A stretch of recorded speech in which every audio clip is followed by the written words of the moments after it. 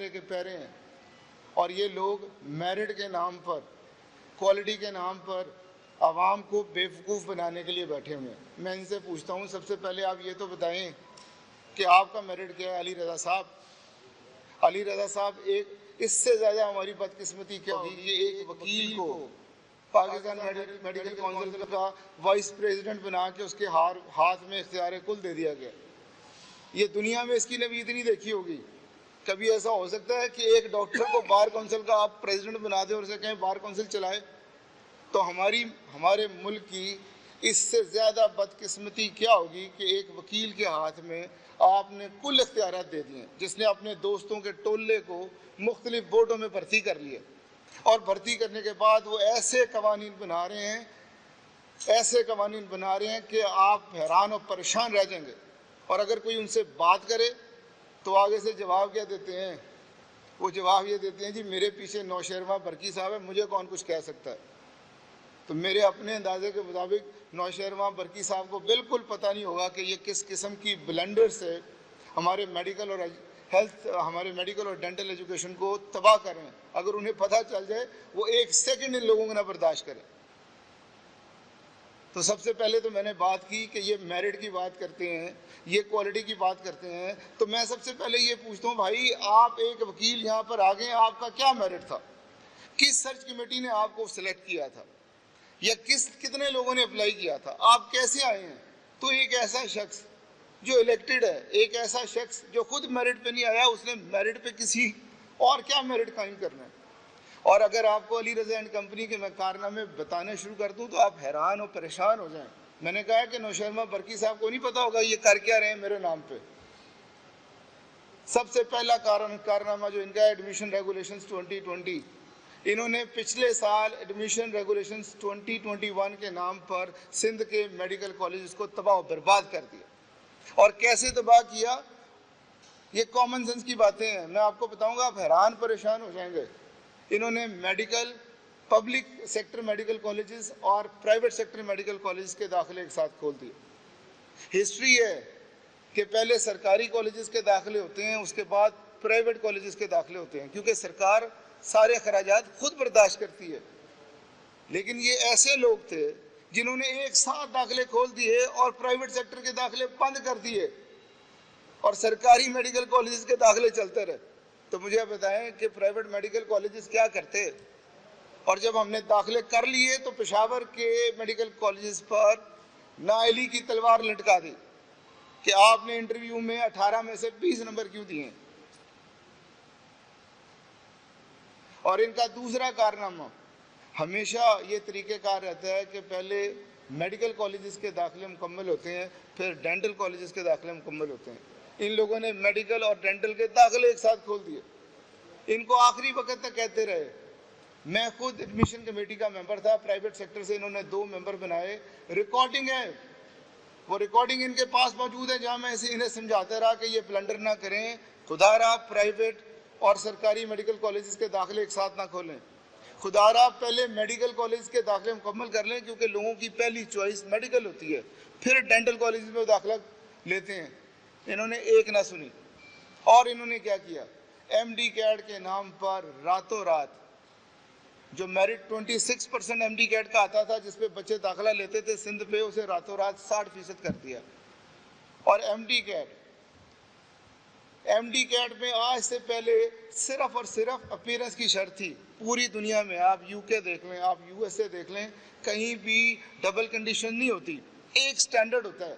अगर आपने एफएससी का एक स्टैंडर्ड मुकर्रर किया कि 65% से कम वाला दाखिला नहीं ले सकता, बिल्कुल ठीक है। एमडी कैट में तो अपीयरेंस रखी जाती थी, जिससे कॉलेज मेरिट मुकर्रर करते थे, और आज तक सारे सूबों में ये होता था।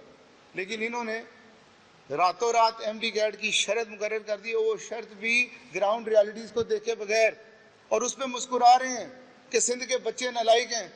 और यार, अगर वहाँ पर एजुकेशनल इंस्टीट्यूट अच्छे नहीं हैं, अगर सरकार ने इंफ्रास्ट्रक्चर एजुकेशन का नहीं दिया, तवज्जो नहीं दी, तो हम जिम्मेदार हैं ना। वो बच्चा क्यों जिम्मेदार है? वो बच्चा कैसे जिम्मेदार है जिसकी वजह से सिंध के 12 मेडिकल डेंटल कॉलेज में दाखिले नहीं हुए और 12 के 12 डेंटल कॉलेज तबाही के दहाने पे हैं। और हम आखिरी वक्त तक इन्हें फ़ोन करते रहे कि खुदा का वास्ता है, اگر آپ نے 60% میڈیکل کی رکھی ہے تو ڈینٹل کا آپ 50% ہی کر دیں، کیونکہ پہلے لوگ میڈیکل کالج میں جاتے ہیں پھر ڈینٹل کالج میں جاتے ہیں، لیکن ان کے سر پہ جوں نہیں رہیں گی، بلکہ الٹا پریزیڈنٹ تقی صاحب کا خیال تھا کہ ہمیں ڈینٹل کالجز چاہیے نہیں ہیں۔ اور جناب علی، ورلڈ ہیلتھ آرگنائزیشن بتاتی ہے کہ 75,000 لوگوں پر ایک ڈاکٹر چاہیے۔ پاکستان میں 1,40,000 کے اوپر ایک ڈاکٹر ہے، اور 40,000 کویا کام کر رہے ہیں جو لوگوں کے دانتوں میں انفیکشن پیدا کر رہے ہیں۔ آپ کہتے ہیں ضرورت نہیں، اور ضرورت کہاں نہیں میرپور خاص میں، ضرورت کہاں نہیں گڈاپ میں، وہ علاقے جہاں پر سرکاری انفراسٹرکچر ہی نہیں ہے۔ تو آپ ایم ڈی کیڈ کے نام پر کیسے ان اداروں کا قتل کر سکتے ہیں؟ اور آپ اگزامپل دیتے ہیں یو کے اور یو ایس اے کی، وہاں پہ ڈبل کنڈیشن نہیں ہوتی دوستو، وہاں پہ جو سوال ایف ایس سی میں پوچھے گئے ہیں وہ ایم ڈی کیڈ میں نہیں پوچھے جاتے۔ ایم ڈی کیڈ میں تو لاجیکل ریزننگ پوچھی جاتی ہے، کوانٹیٹیو ریزننگ پوچھی جاتی ہے، ججمنٹ کے حوالے سے دیکھا جاتا ہے، ڈیسیژن میکنگ دیکھی جاتی ہے۔ آپ ایف ایس سی کے سوال دوبارہ پوچھ رہے ہیں، تو آپ نے ان اداروں کو تباہ کر دیا ایم ڈی کیڈ کے نام پر، اور یہ دیکھا ہی نہیں ہے کہ لاسٹ ایئر کا میرٹ کیا تھا۔ اور دوسرا کارنامہ اس سے ہوا کیا؟ آج سے پہلے 1,60,000 بچے اپلیکنٹ ہوتا تھا میڈیکل اور ڈینٹل کالجز میں، وہ 1,60,000 کا 60,000 سارا ایلیجیبل ہوتا تھا داخلہ لینے کا۔ آپ نے جب 60% میرج کی شرط لگائی تو وہ 20,000 رہ گیا۔ اب 20,000 میں جو پرائیویٹ سیکٹر کی سیٹیں ہیں وہ 10,000 ہیں، تو کیا آپ سمجھتے ہیں کہ ہر بچے کے پاس اتنی فیس ہوگی کہ وہ داخل ہو سکے؟ اس کا مطلب ہے کہ آپ وہ پول کم کر کے ہی میڈیکل اور ڈینٹل کالجز کو تباہ کرنا چاہتے ہیں۔ جناب علی، جس دن علی رضا صاحب آئے تھے اسی دن سے وہ کہتے تھے میں آدھے میڈیکل اور ڈینٹل کالجز کو ختم کر دوں گا۔ بھائی کیوں ختم کرنا چاہتے ہو؟ یہ تو قومی اثاثہ ہے۔